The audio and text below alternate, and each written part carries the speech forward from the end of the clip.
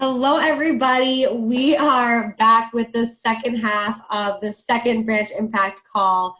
Thank you all so much for joining us on this, new and improved version of the question and answer session with Mila and Paige. I appreciate all of you dealing with me as we go through the Zoom difficulty.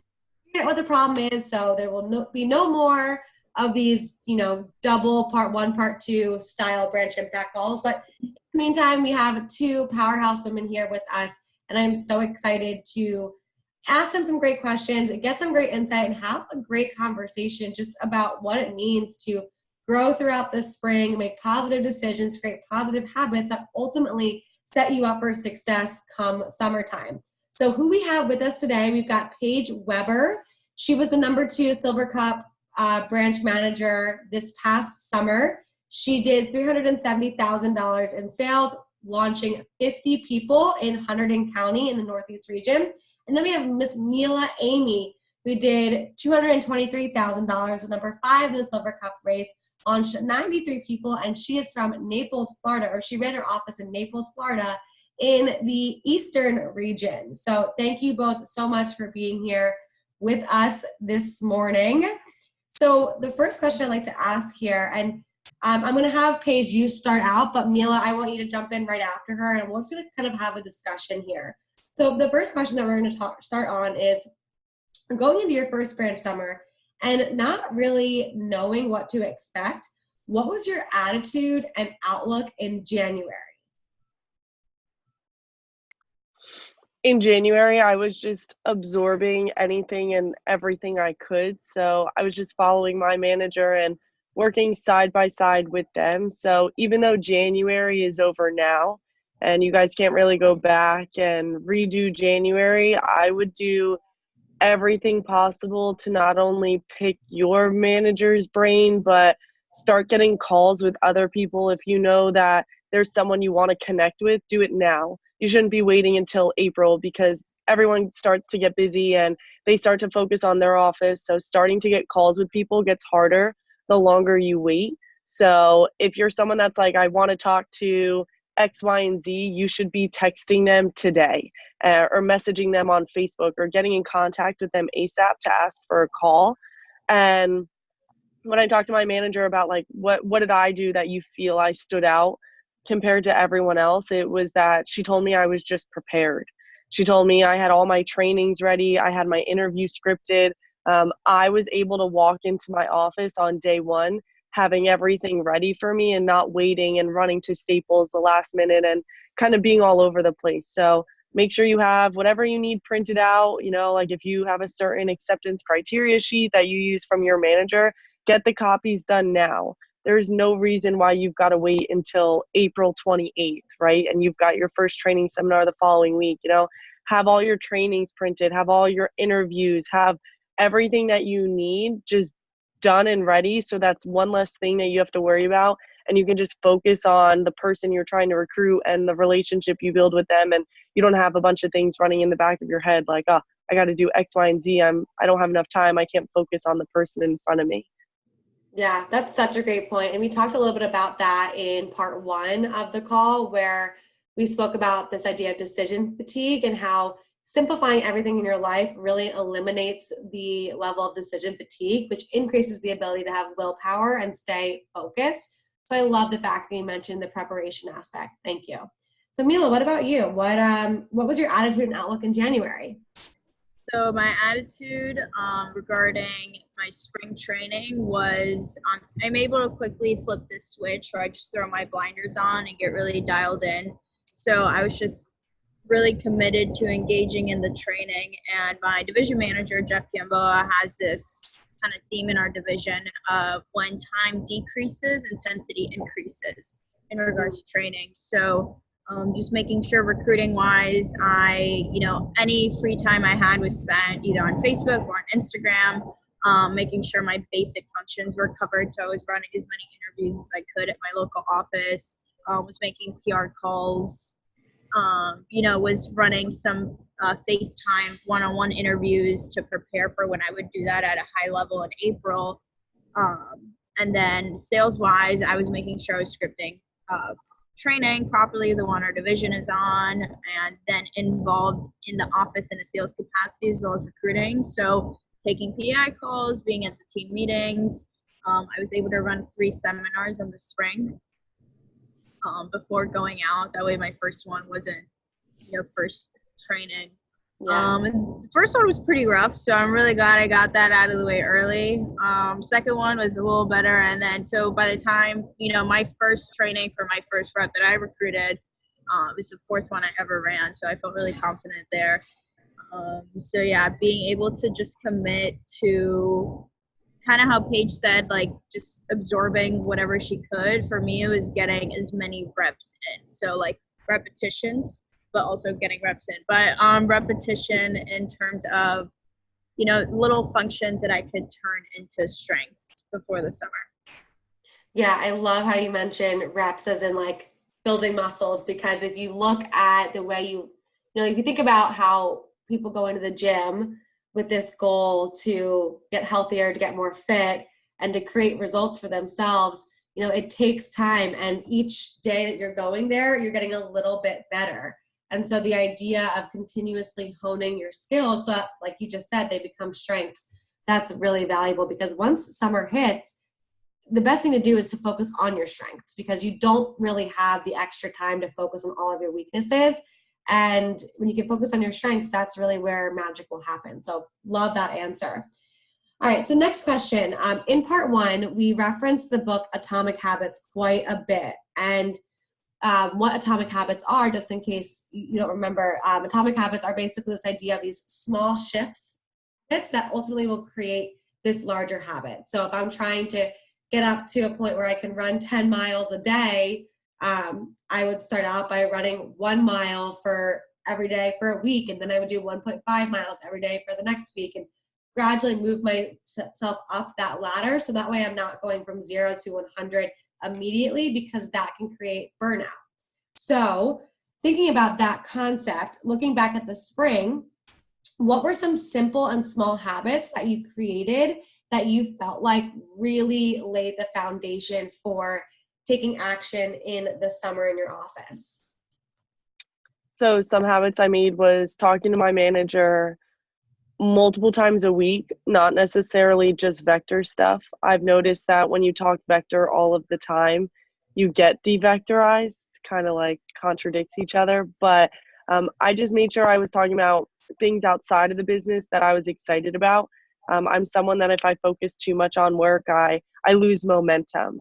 So it was just keeping in contact with my manager, keeping myself vectorized, because when you go back to school, it's really easy to get into a new habit of being surrounded by people that aren't in vector, and they tend to be negative people without even realizing.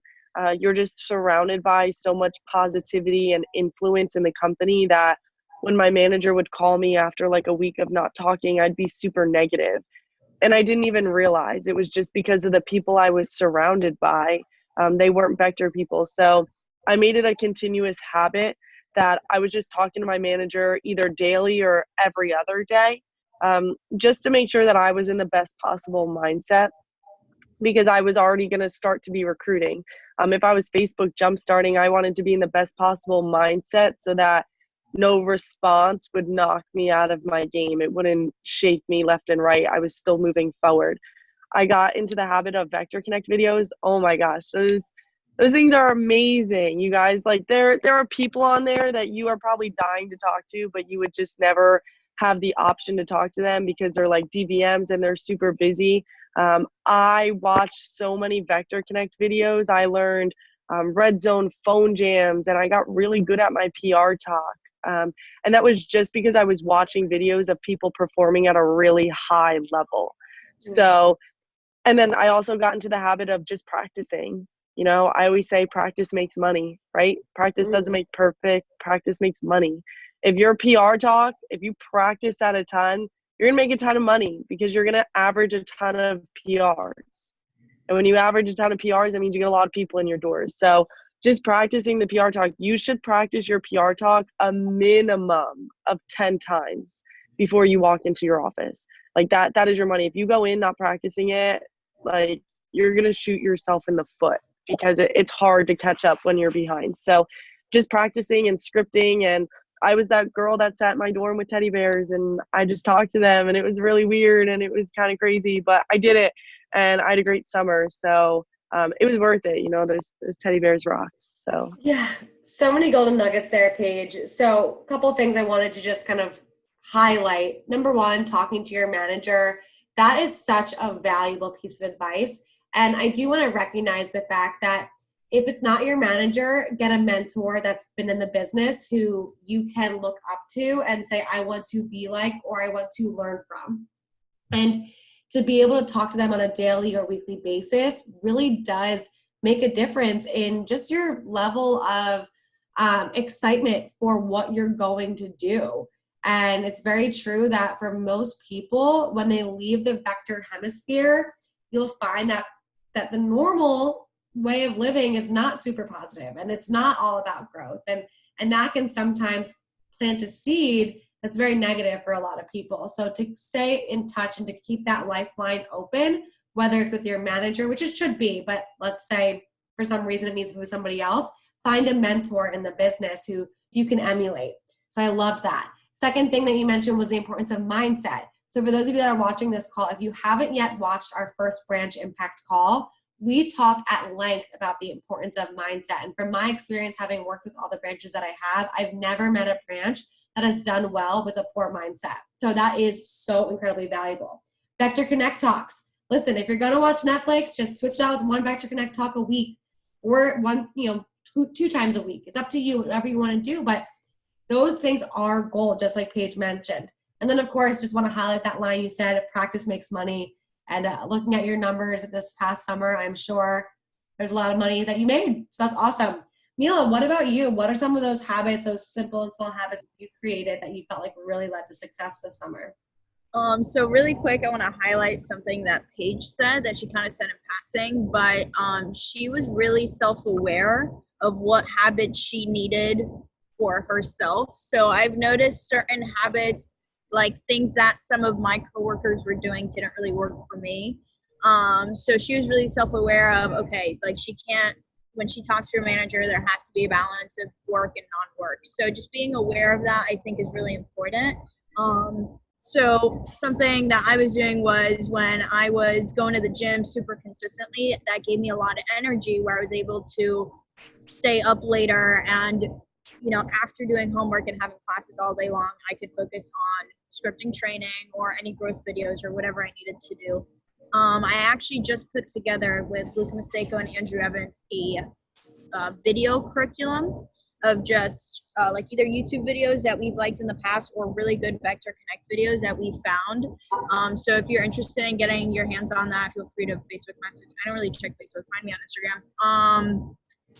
I just am friending on there, so I don't check messages until summer. But if you want to reach out, we should have that ready by the end of the week. So really excited about that. And I didn't really watch Netflix beforehand. But what I did is I would always listen to music on my way to class, and I just swapped that out for either parts of training I really wanted to focus on, like PR talk, for example. I would just like listen to Andrew's PR talk on my way to class, or really awesome podcasts that would help me. I was ingesting growth content that wasn't just work related. It was personal growth stuff too. So one of my favorites is Ed Milet. Amazing. He's like, if you just listen to one episode and it'll change your life, honestly. I listen to like the day it's released, that's when I watch it. His episodes are always really good. And he has some good female guests on there too for all you ladies out there. So some of the little habits were replacing music for podcasts, listening to those Vector Connect videos that Paige mentioned, or any, YouTube videos really, while I was friending. That was really good. So while I was Facebook friending, so I made sure Facebook friending and Instagram following were within my habits. It took me a little bit and I got distracted early on. Like I would go on my feed versus friending. But once I made it a habit, I saw a massive increase there. So those were just a few like work and non-work related habits that worked for me and that were helping me prepare properly. Yeah, you also, I mean, it's obvious that you two are such powerful people in this business. And just with what you shared, Mila, there's a lot there that I want to highlight. First one being is the importance of fitness and health. And in our part one of this call, we talked, and even in the first call, we talked about keystone habits. And a keystone habit is something that if you were to do this consistently, it just sets you off on the right track. And Mila, what you're sharing, it sounds like for you, fitness was one of those keystone habits, because by getting to the gym early in the morning, you were giving yourself more energy to ultimately do what needed to be done throughout the day, whether it was class, homework, or vector related work. And so that's a perfect example of a keystone habit for everyone that is watching. I also loved how you mentioned how you just replaced music with personal growth or vector related content, because so often the excuse I hear with branch managers is that they don't have the time. And what you described is that you don't need to find more time. You just need to find ways to replace what you're already doing with positive and powerful work. So if you're friending and following on Instagram and Facebook, that's a pretty mindless job. You can put on a Vector Connect talk while you're doing that and kind of double down on productivity there. So that's really, really great. And for sure, everyone should be reaching out to you for that video library that you and Andrew and Luke created. All right, so next question here. This is kind of on the same track of what we've already been talking about work, but were there any things that you did in particularly in the springtime that you felt like put you in a state of like ultimate learning or growth, or put you in a state of challenge where you had to really grow yourself through? I would say once I got my territory, I really focused on Facebook Jumpstart. That was something where I put all my time towards. So that Facebook Jumpstart is what kicked off my summer. I would not have had the summer I did without Facebook Jumpstart. I believe, I could be wrong, anywhere between 7 to 10 people I launched from Facebook, and my social media PPR was 11K. So that was all people on Facebook. That was all people off of Facebook. I have 2 people from my first ever training seminar, which it was rough. Like it was my first one. 2 females, they are still with me today, and one of them is going branch. So that just goes to show the power of social media and the power of Facebook, that the people on Facebook are super quality people. So that was a huge growing thing for me, because I never had done Facebook. I've only been in the business for just under 2 years. So my first summer I was just a sales rep, and then I went branch the next summer. So that was just a huge learning curve for me. It was challenging because it was taking up a lot of my time in a great way because I wanted it to, but I definitely didn't balance it the right way. I was the person that was Facebook friending if I wasn't sleeping or taking an exam.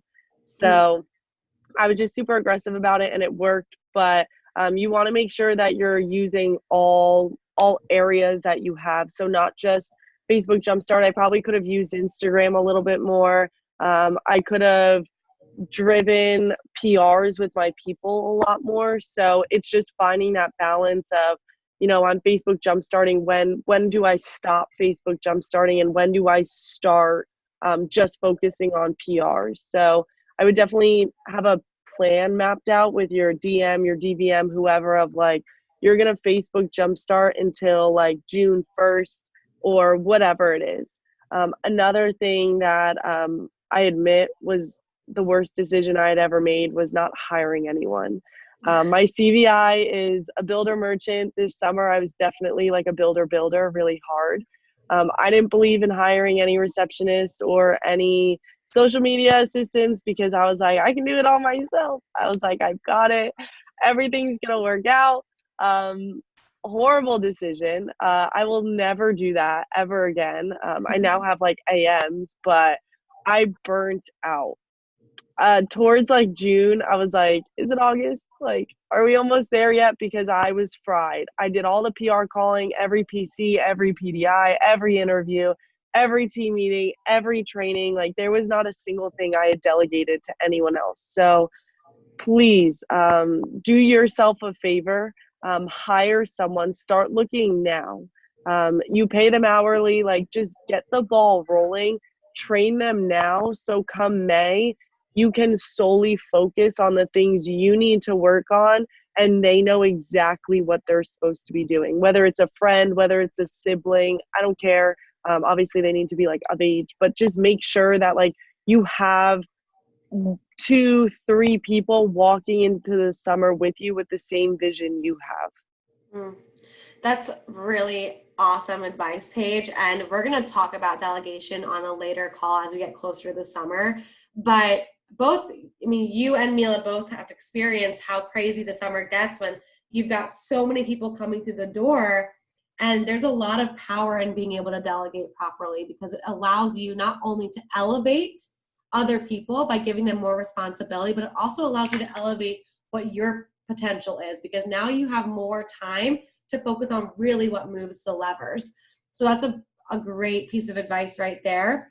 A podcast recommendation that I would recommend for everybody watching is Colton Horn's Selling Knives, Changing Lives episode, because he talks about how he hired his girlfriend to be his sales manager, which is definitely a different approach than what most people take. Most people look to hire from within, but he made it work with her, and he talks at length about how they bound together to create a vision and then moving full force ahead. So that's a really great podcast to listen to if you're interested in hearing about delegation from a vector standpoint. All right, Mila, what was something or some of the things that you chose to either invest in, go to, experience in the springtime that you felt like helped you grow or challenged you, so therefore you grew through it? So I went to, first thing I did early is in February, I went to the 10X Growth Con, which is a growth conference that Grant Cardone runs every year. He's an animal. And if you, this year, I think it's in Vegas, the conference. Last year, it just happened to be in Miami, so it's close to home. But I read his book, The 10X Rule, and that helped me with what I mentioned earlier about just putting my blinders on and doing everything, kind of the mentality behind it, just to give you an idea, is doing everything with 10x intent, 10x effort, 10x commitment, focus, whatever it is. So I implemented that mentality for the rest of the spring. So I read that, I think, before January was over in preparation for the conference in February. And that just lit me on fire. So highly recommend either reading it early or reading it right before the summer. It's not very long. And it's easy to digest. So a lot of that I also implemented with mapping out my 2020, like just what I learned from it. So great read. Just read it at some point. It's awesome. So that I would say the audiobook on that is really good too, because you hear him. Oh, really? Is it him reading it? Yep. Mm-hmm. So it's like, oh my gosh, I love audiobooks. I would have been like just sprinting to class listening to that. Oh, that's so good. Yeah, right. Oh my God, I love Grant Cardone. So what else? I'm an engineering student at UF, so my schedule is just always crazy, and I have a lot of labs and research and homework, and it's kind of annoying, but still fun. But I was able to still fit in all these training seminars that I was able to run in the spring, even around my crazy schedule. So I would just do schoolwork and be in class all day, and then would make sure to get that done so that in the evening I could spend working on anything related to my office. So I would sometimes end up at the library until like midnight, 1 a.m, scripting or office searching or whatever it was. So, that wasn't easy, but I chose to because I knew I needed to. So there was days where I would just go straight from the library home, wake up and go back to the library, still getting my 7-8 hours sleep. And then I chose to spend my spring break. First half, I actually went down to Naples for the first time, went and spoke to my top schools, got in contact with the counselors, gave them there's these vector folders that my district office had that have just info about the company. So I would give that to them so they could bring it up to the students. I looked for office spaces, looked for apartments, And then for the second half, I also ran a training seminar at my local office and then drove over to my territory. And then the second half of my spring break, I ran my office close to my university. I'm in Gainesville for University of Florida.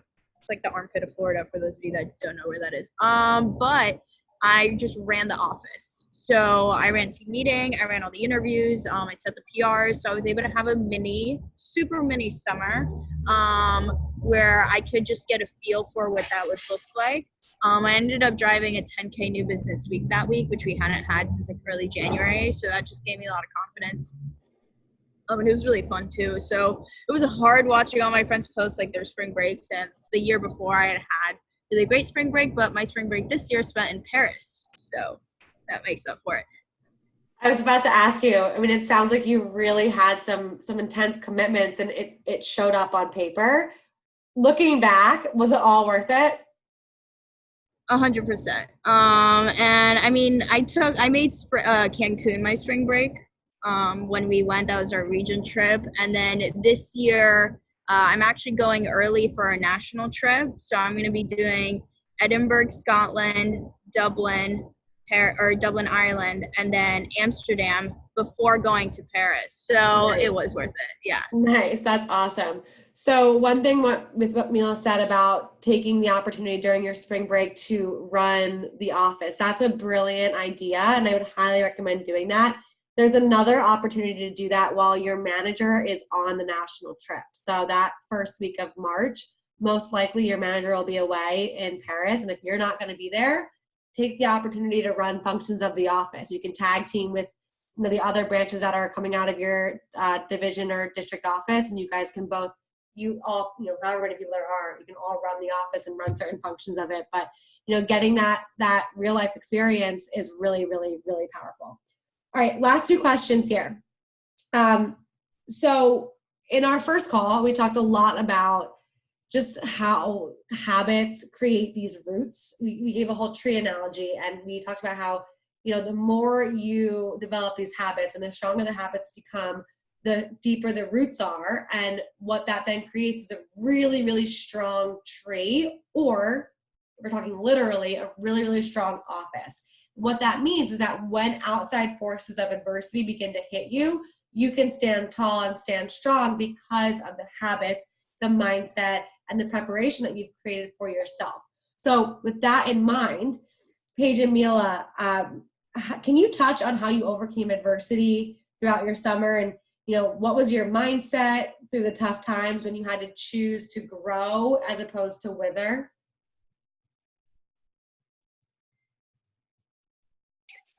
Yeah, I would say the whole summer was a challenge. I mean, you're just a college student opening up a business, and as much as you still don't know anything. Like, in my opinion, it was like I still felt like I knew nothing opening. So it's scary, it was tough because I looked at all my friends and they're all at the beach and I'm stuck in the office and it's like 90 degrees out and I'm pale as a ghost. And I was like, this is hard, and you have that one rep that doesn't show up to the team meeting and you're like, why aren't you here? It starts to get, it started to get frustrating for me because I was leading from a place of my builder. You should definitely take your CBI test before you open. I'm assuming most people have, but it will help you tap into who you are, and you'll be able to understand your strengths and your weaknesses. So my strengths are just like, I'm a natural leader, and I'm a merchant, but I was a really high builder. So I just always found myself pushing, and I pushed and pushed and pushed for a 50K week. I'm sure everyone that's going branch dreams of that 50K week. And I did, and I pushed all summer and I finally had it. And after it was over, it was like, it didn't feel as good as I wanted it to. And I felt like it was because I had pushed all summer. And then this winter break, I really changed the culture of my office. I had a fantastic culture, but I really tapped into my merchant over winter break. And I know for a fact I led my office with love.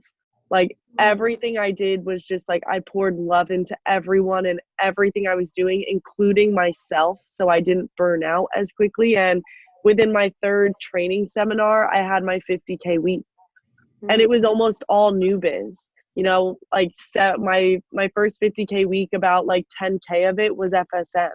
You know, and this one was just about all new biz, and it felt a lot differently. So you're gonna face challenges, and I'm honestly so excited for every single person to face a challenge, because that was the best part of my summer, was just understanding the challenges. And I can reflect back and just be like, holy crap, what a different person I am. And you know, there was times where my dad was upset because I hadn't been home for dinner in like 3 weeks.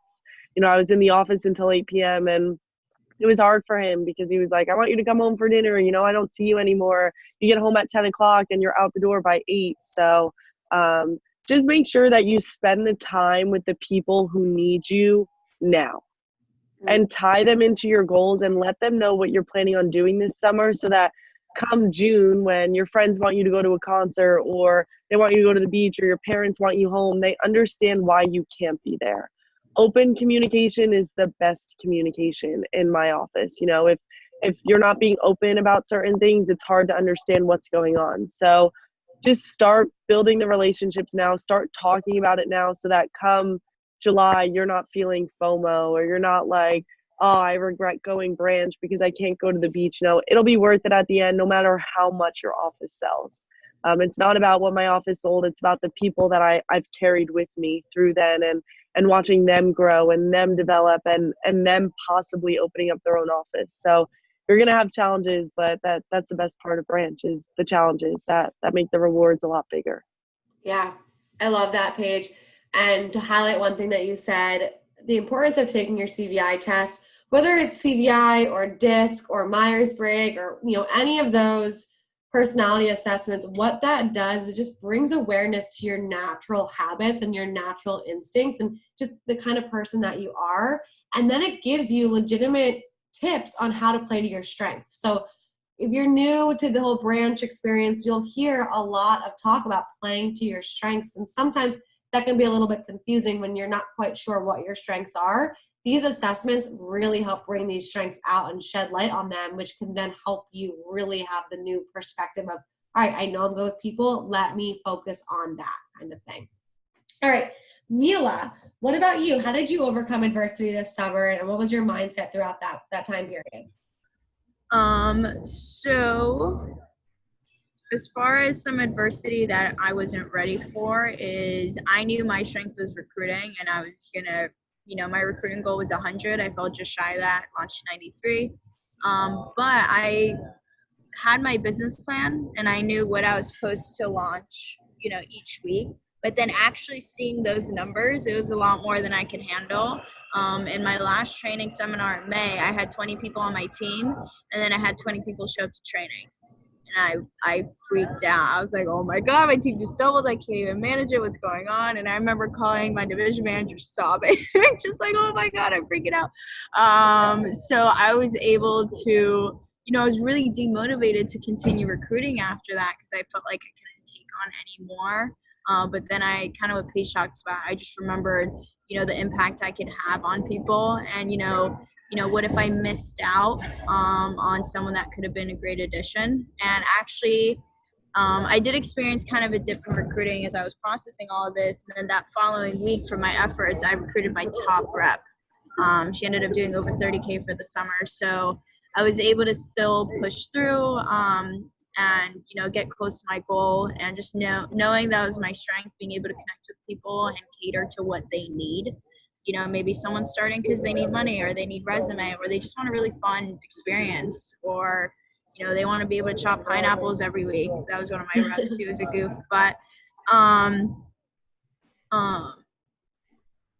another challenge, most of my challenges I actually faced earlier on, but all these positive habits that I established in the spring, I just threw out the door. I'm like, oh yeah, I don't need those anymore.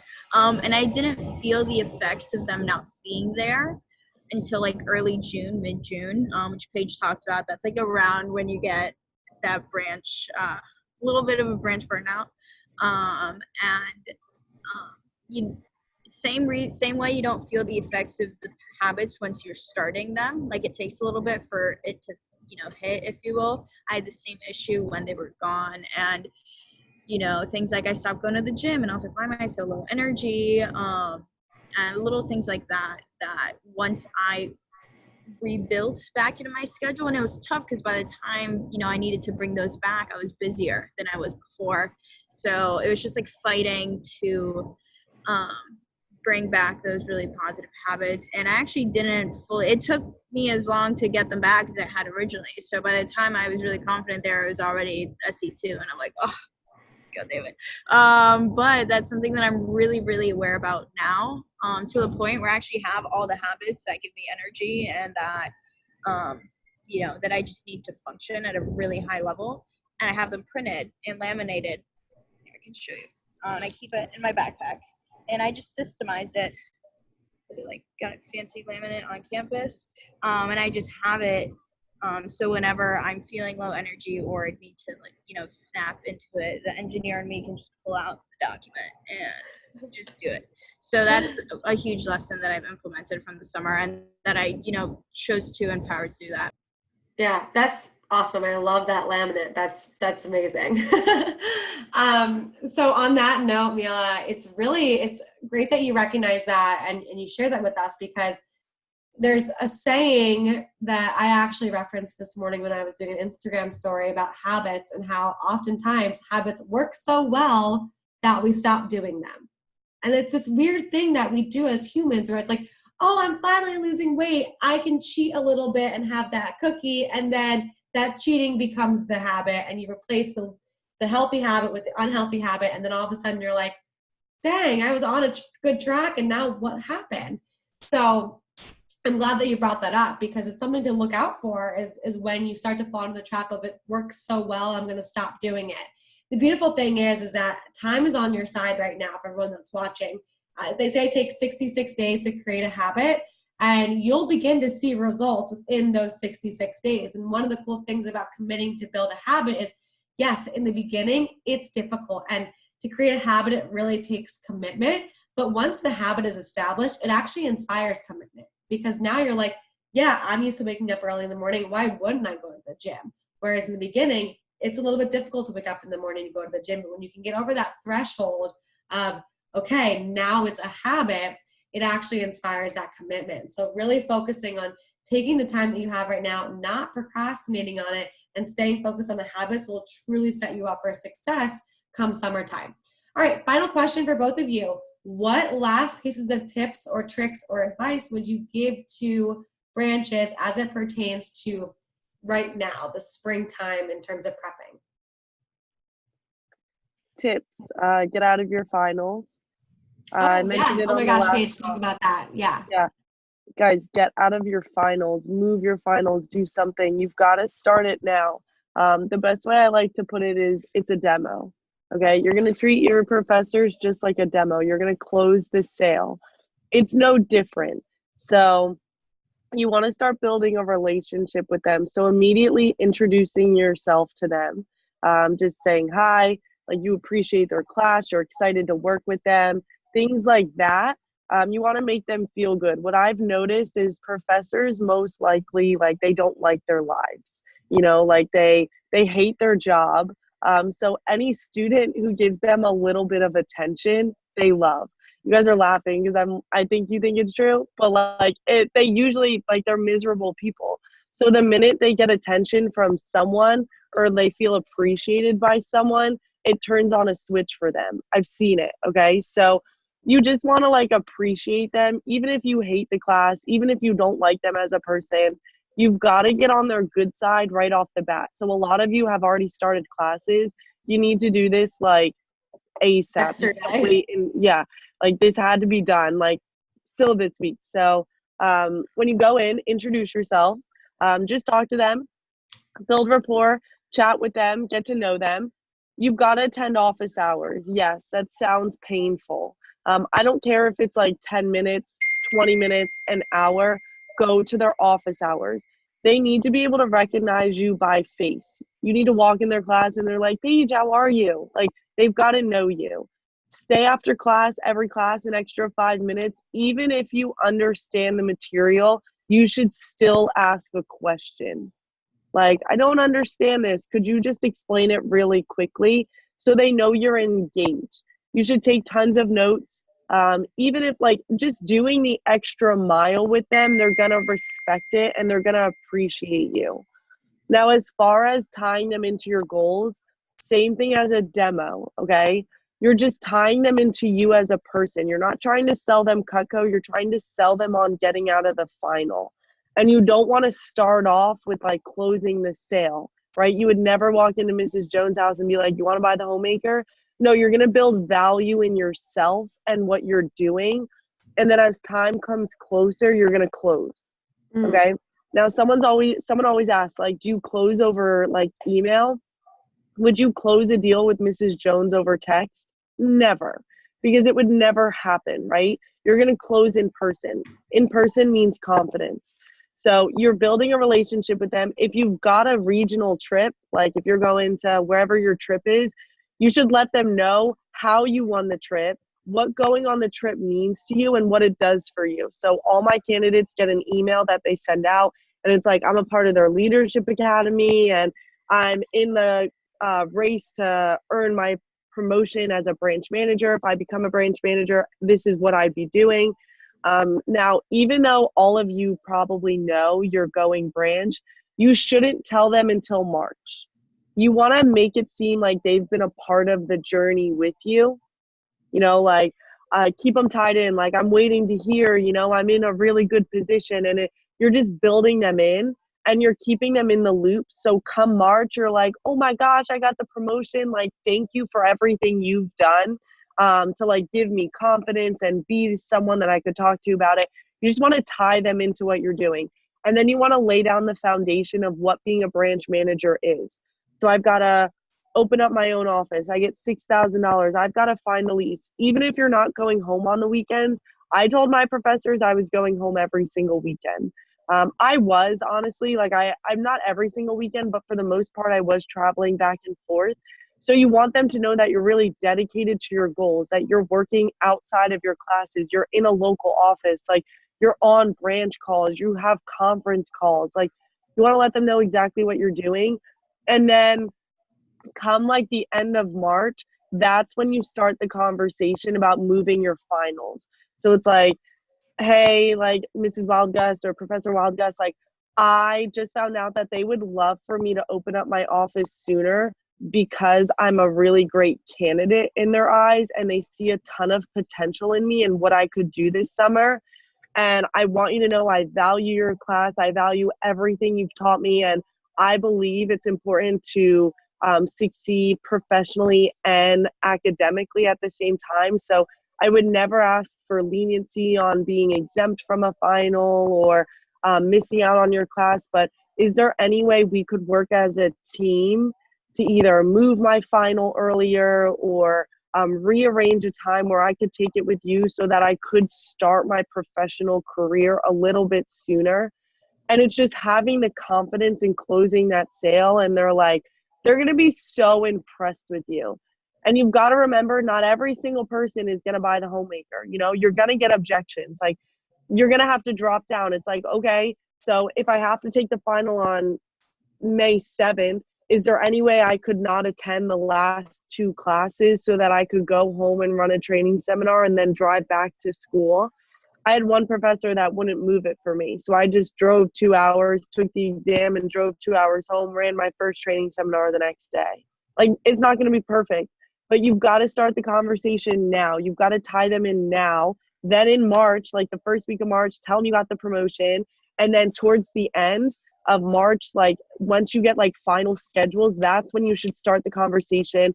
Ask your DVM for a note, ask your region manager if you need that. My professors were really tied into me that I didn't need any other additional notes. They just worked the best they could with me. So get out of your finals. That was so brilliant. I saw Mila like doing the mind blown hand signals. Like, if I was in your shoes, man, I'd be starting that right away. It actually made me think of an email that I received 2 days ago. So I have a business outside of my professional career with Vector, and I was reaching out to one of my entrepreneurship professors because Delaware has a really good entrepreneurial program and they've got some grant money for alumni. And so I was looking to get some of that grant money for my business. And I emailed my professor, who I had a good relationship with. I got out of one of his finals, and he emailed me back and was like, Shelby, it's so great to hear from you. Are you still doing that Cutco thing? Like, I thought it was so cool. Like, I love that you did that. That was so like on point. And then we ended up having a phone call, and he just like talked my ear off about how cool the Cutco experience was for me. He then connected me with another professor who I didn't know at the time was actually one of my professors. I didn't know what her name was until I saw the email thread. And she responded to me saying, Shelby, I remember you. I don't know if you remember me, but you were in my X, Y, and Z class. How's Cutco going? Are you still doing Cutco? That was so cool. And it's just great using your method that you just described, Paige. You do genuinely make impacts on your professors, which could come around to be huge benefits to you moving forward if you decide to, go off into the real world and do something else or whatever it might be for you. But having those connections is really, really valuable. So thank you for sharing that. And then I also wrote handwritten thank you cards afterwards, something like that. And then I asked my manager if she would promotional credit a trimmer for me. And then I gave him a trimmer with a handwritten card. So that was just something I'd asked my manager to do. And now they own Cutco. So when they want more Cutco, who do you think they're going to buy Cutco from? So it's kind of like a win-win. So you don't have to give them Cutco, but you should 100% write a handwritten thank you card. 110%. Yes, absolutely. All right, Mila, what about you? What are some tips to give the viewers of this call? So really quick to touch on what Paige said, I'm not in a business major and I was still able to make it work. Paige, that was the craziest thing I've ever heard. That was very effective with your professors. One of the drop downs I ended up working out, just if any of you need a couple other options, is I took my exam in my territory at the local community college for my quantum mechanics professor. He was just a hard butt.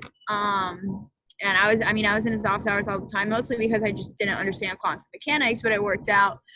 So I was really far from my territory where my school is. It was like a 5-hour drive. So for those of you that want another option that can get you home sooner or get you to your office sooner, all community colleges have a testing center. So this is something I'll probably be doing for the pilot as well, heading down. So just another option for you. And then I just have 2 tips. Prepare during spring like you already have your dream team in front of you watching, because it's a lot easier for you to have those late nights, for you to miss out on that party or skip something, to grind something out if you're thinking about your team and not just yourself, because it's a lot easier to give up on yourself versus giving up on people. So if you're training and preparing like your team's already in front of you, you're going to train at a way, way higher level. And then the second tip is to choose, or I chose, and I would recommend this too. I just thought about what I wanted to be like where I saw my growth after branching, and I became that before the summer, to the point where in August I was kind of annoyed. I was like, why am I feel the same? Like, I might as well not even have run a branch. But then I thought about the difference between January to August, and that was completely mind-boggling. So if you can focus on becoming that person now for your team and then preparing the right way, I think that can really help you bring the summer forward to where you're getting those July-type results in May. That's a really great point, Mila. We talked a lot about that on part 1 of this call, just regarding kind of acting as if and how to overcome procrastination. A really great method is to visualize what taking action now will create for you from a results standpoint. So even though you're not running your office right now, it does not mean that you can't become the manager that you know that you want to be. So I loved that. I loved all of your answers, both of you. You are both so brilliant, and I'm so, so, so grateful that you are in this company leading the way and setting the example for so many young men and women around the country. So thank you both so much. If you have any questions out there for people who are listening, please don't hesitate to send me a direct message, and I will get the answers from Paige and Mila, or post in the Branch Impact group. They're both in that group, so you can always just tag them, and hopefully you'll get an answer. Thanks so much, everybody. Have a great day.